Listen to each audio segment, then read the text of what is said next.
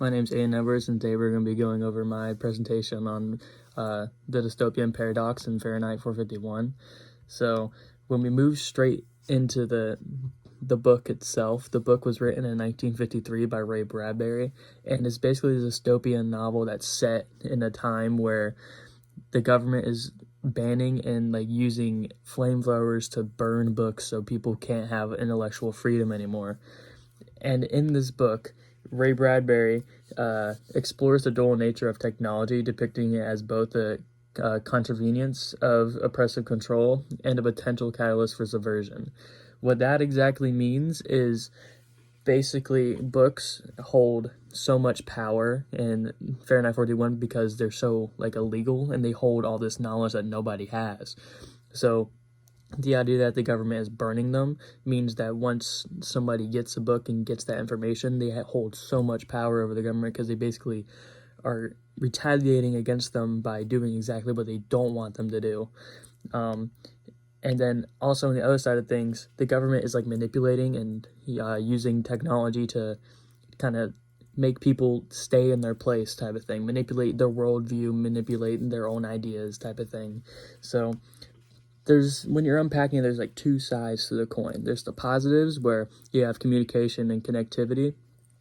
So if we have books and everyone's reading and they can form their own ideas, people feel more connected. They want to talk to each other more because it's more of a conversation at that point rather than basically what's happening in the book. It's you only can watch TV, these parlor walls basically, and they hold the same information every single time. It's just the same thing, and you don't get much out of that when you start talking to people because it's just obviously the same conversation, same things come up. It's never a good dialogue. Then books can hold immense power in the worlds of education because once again it informs you of these ideas that the government is manipulating against you. So instead, you're actually getting an actual worldview, and you can form your own opinions and ideas finally. But the problem is with that is because the government is burning everything, most people aren't getting that. So they're only getting the worldview from what the government wants you to believe at that point. So they're just watching the TVs, and it's the only thing the government wants. So they're continuously stuck in a box. They feel trapped because they can't have their own ideas, they can't express how they feel, they can't do any of that. And that's mostly because there's also this character called the Mechanical Hound that basically acts as a cop or a way to keep people in place so they don't act out or say any other things that are alternative ideas against the government. It just makes sure everyone is sticking in line rather than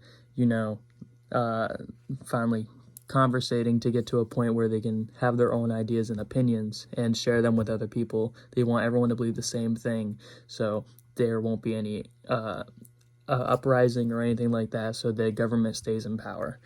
And then the books, just like we were touching on, can hold this power of revolution, where the more people get informed and you talk to more people about books and then you give books to people, it ends up causing a ripple effect where they feel okay, now with knowledge, we don't want this government in power anymore.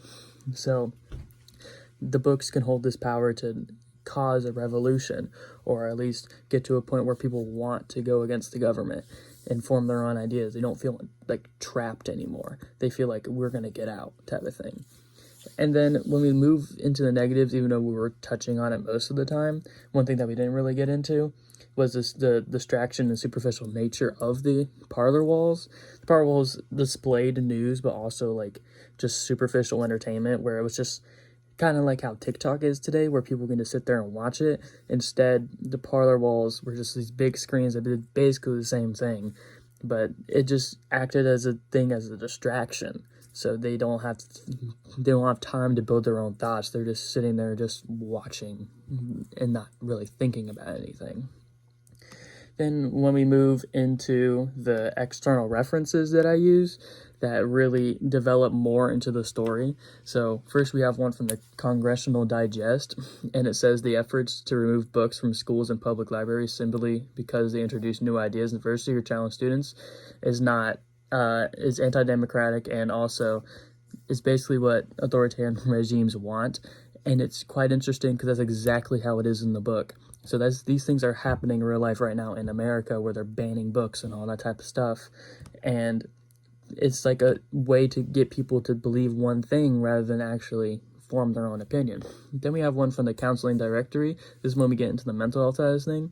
And it was when people don't have the freedom of confidence to say who we truly believe, it has a strong connection with mental unstableness and not being mentally well. So when we're not able to freely self-express ourselves in ways that aren't always looked down upon by the government or other people or other societal standards, then we are actually more happier people when we're actually able to do that. And then we also have one from the American Academy of Child and Adolescent Psychiatry. And children and adolescents are probably more likely to experience high rates of depression during the enforced isolation. This was basically in terms of COVID, where the quote's coming from, but it also serves as a major impact since people are in isolation in the dystopian society where they don't have the ability to do anything other than watch these parlor walls to get their information. So it's the same thing that happened in 2020 when everything shut down. People aren't getting the access and the information that they really need. They're only getting like a discredited worldview. Everything kind of comes full circle when it comes like that. And in conclusion, Fahrenheit 451 masterfully unveils the dual nature of technology, portraying as both a tool of oppressive control and a potential catalyst of reversion. Bradbury is able to dissect the paradoxical relationship between technological advancements and the capacity to either suppress or foster self-expression and intellectual freedom. The manipulation of technology, exemplified by the mechanical hound and the government-controlled parlor walls, vividly illustrates the oppressive mechanisms that stifle individuality and manipulate the flow of information. Despite these attempts to control, characters like Montag undergo profound transformations, recognizing the subversive potential of literature as a powerful force of resistance. This thematic exploration serves as a vital warning about the potential impacts of technology when not properly used or implemented. So that's basically it. Yeah, this book is absolutely incredible, and I highly recommend you read it. And yeah, that's it. Thank you so much for your time.